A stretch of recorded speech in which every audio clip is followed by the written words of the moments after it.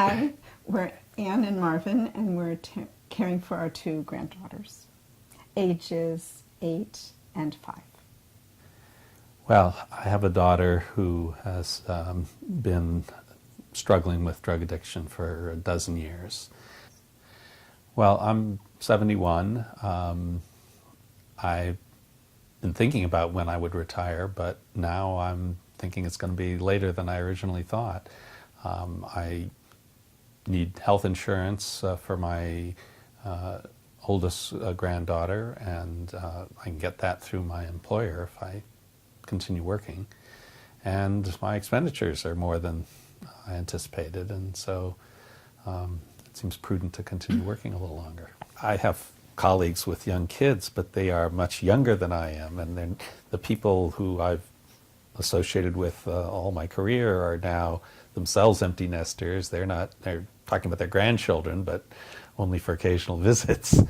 And so it's a little awkward. The people who I would normally socialize with don't want to talk about young kids anymore, and people with young kids are at a different stage of life than we are.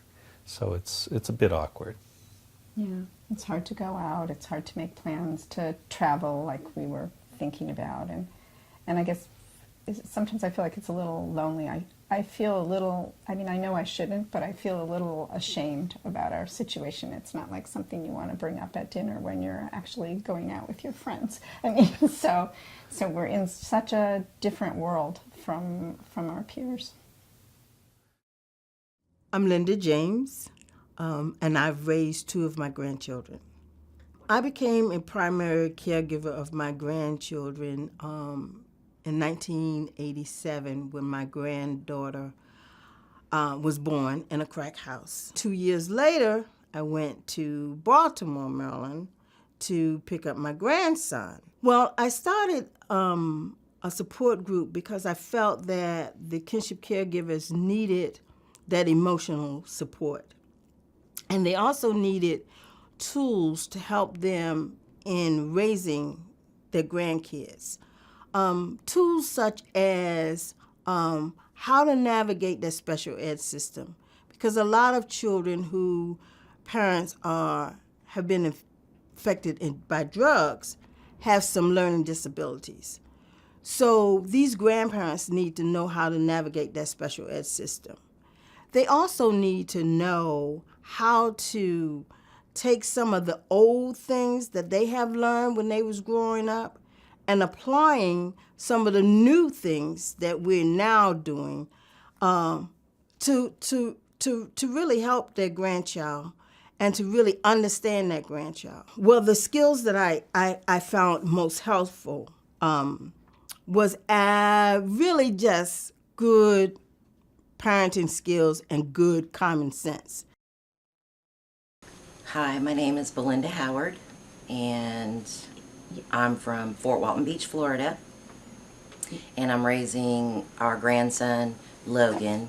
He's 7 years old. So we rescued the children from foster care, and they've been in our home ever since.